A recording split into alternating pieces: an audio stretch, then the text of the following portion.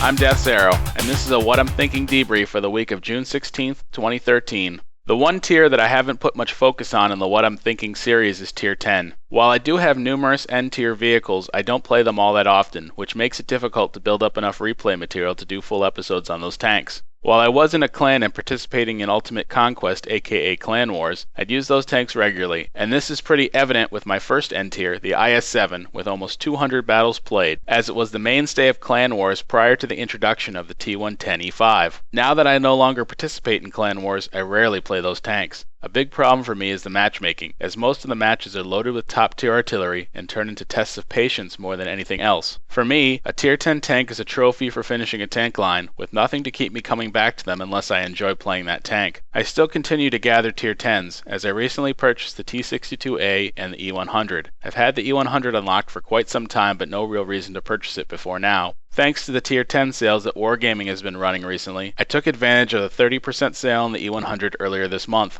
There's quite a bit of negativity surrounding the German N-tiers, with a general consensus that they're underpowered. While the heavy tanks are situational at times, I found them to be very competitive in pub matches. Big slow tanks are generally a liability on open maps with artillery, but will shine in more constrained situations. Arty cover is definitely critical to their success. The medium tanks are much more flexible by comparison and extremely competitive in pub matches. While I've only taken out my new E100 a handful of times, the second battle in it was worthy of the following Match of the Week!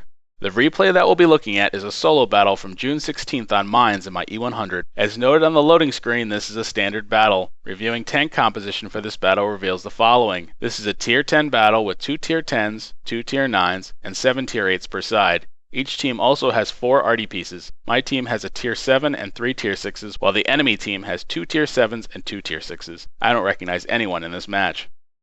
Mines isn't a bad map to draw in the E100 even with all this artillery, as there's good arty cover around the central hill. While my preferred strategy for this map is to take the hill, this isn't viable with a slower tank as I'll get spotted and pounded to death by artillery before I can reach cover. My plan is to head east to the backside of the hill near town. This will give me the hill for arty protection as well as buildings and terrain for cover.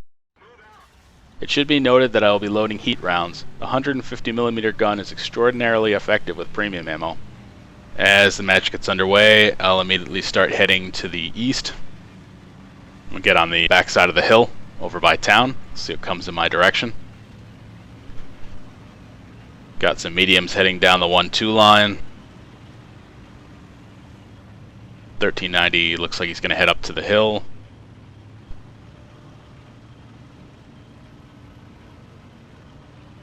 Really, no one's attempting to contest the hill. I believe the enemy's E50 and M46 Patton are probably the biggest detriments to going that direction for our team anyways, and with a general lack of high tier mediums I could see not going in that direction myself had I been in a medium. Our 1390 spotted Patton, T32, T34, and now there's a Pershing in the middle of the hill.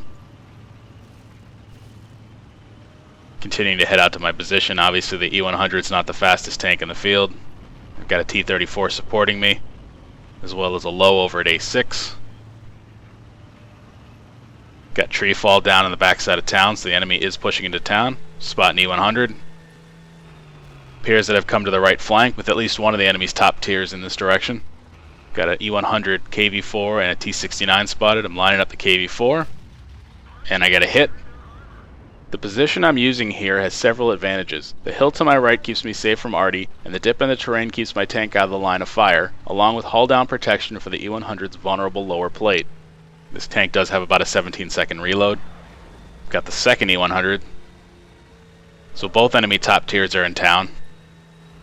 T69 bounces off my front twice. Hit him in the side, let him on fire. And he burns down.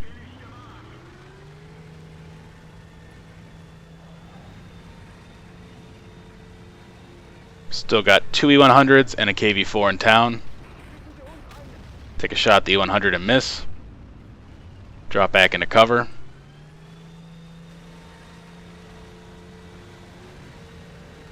I'm going to push up around this house and try to get a shot on the other E100. He's taking a lot of damage. And I bounce off his upper plate. Even though I am using heat rounds, they aren't infallible. I still need to aim. Their E-100's pushing up on me. I'm backing up, keeping the building for cover as well as terrain. Take a hit, but I return fire and punch through his lower plate.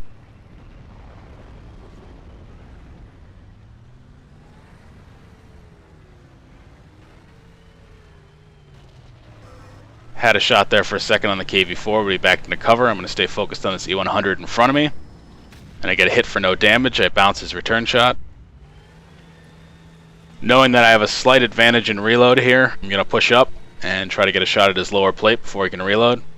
Our T-34 ended up taking a hit from their E-100 that probably would have hit me if he wasn't there.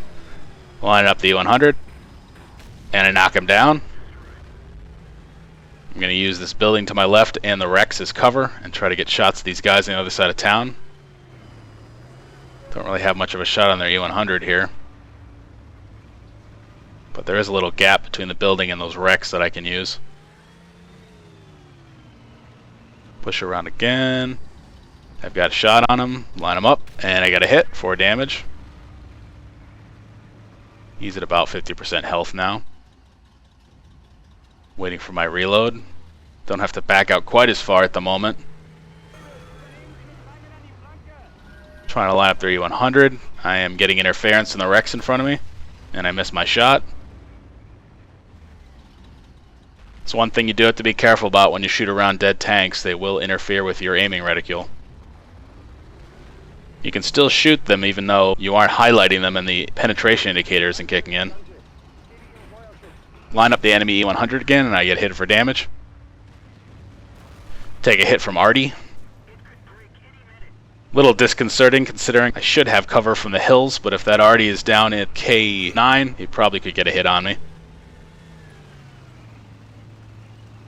Gonna try to spot these enemies again. I got the E-100 lit, lining them up. And I get a hit for no damage. He bounces off me. I take another hit from Artie. I've now taken 2 rounds from Artie, which outside of the remaining E-100 is the biggest threat to my tank in the match. I'll need to be a little more careful with my health as this is still a close match.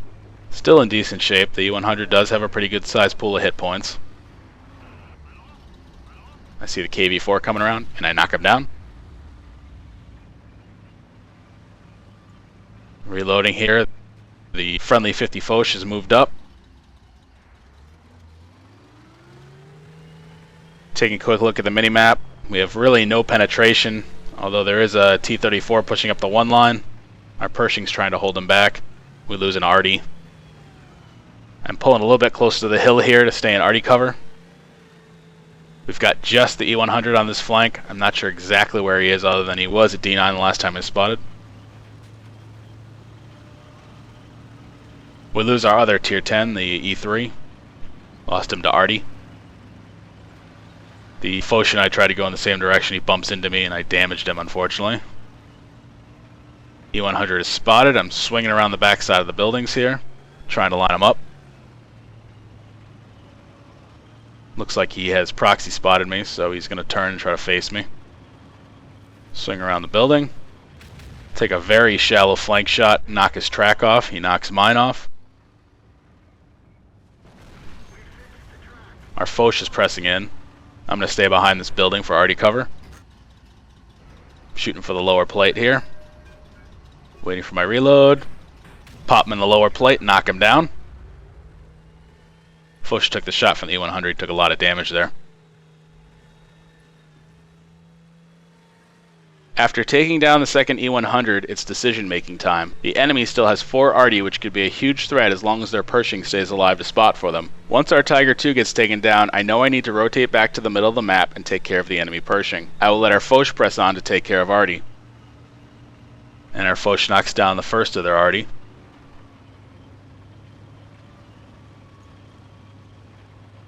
Got a Pershing at G1, pressing in on the enemy base.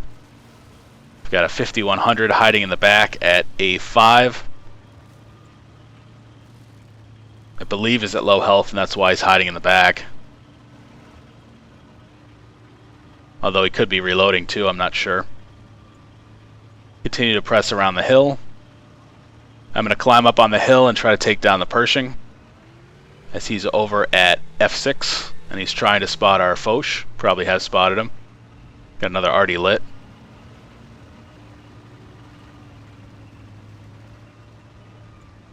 We lose our Foch.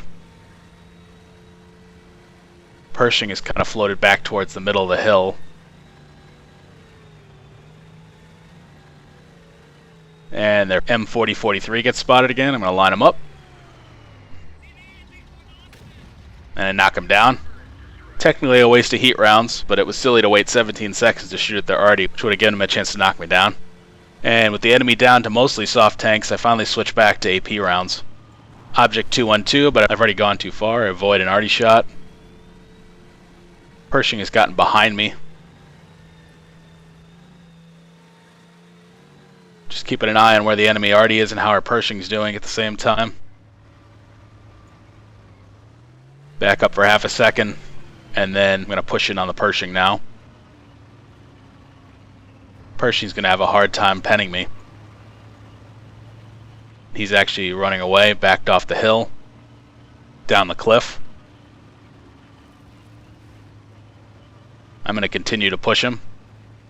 Enemy only has a single arty left. Slide off the hill, bounce a shot from the Pershing. I hit him, but no damage. Our 5100 knocks him down to 32 hit points. And I'm pressing on him. This tank's big and heavy, does a lot of ramming damage. I have no problem ramming the Pershing for the kill. Our Pershing's pressing in on the GW Panther. I'm going to turn around, start heading up the hill. Just the enemy arty remaining.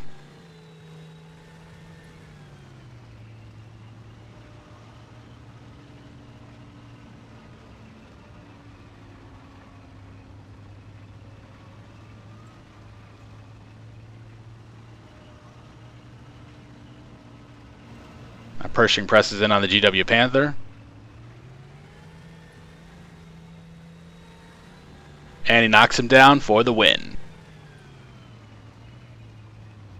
Looking at the after action screens, I destroyed 6 tanks for a top gun, hit 14 of 16 shots, did 6,155 points of damage, and earned 1,900 experience for an ace tanker badge. Overall, it was pretty clear as the match loaded in that arty would be the biggest threat to my tank. Thus, I played accordingly and went to a location with good arty protection. It worked in my favor that both the enemy's top tiers went to the same flank. While I did have some help, I personally made sure that both of them were destroyed. Once the town was cleared, I noticed that the enemy's Pershing was an issue with the enemy team down to 5 tanks including 4 arty. I rotated back to the middle of the map with the specific purpose of flushing out and taking down the Pershing, while our other tanks took care of the enemy arty. Thank you for watching this What I'm Thinking debrief. Stay tuned for more content soon. I wanted to mention that I've been working on custom thumbnails for each video thanks to a subscriber comment. While I went with a pretty simple format for the regular episodes, I've been trying to be a bit more creative with the debriefs by adding images inspired by the theme of the debrief as well as the match of the week.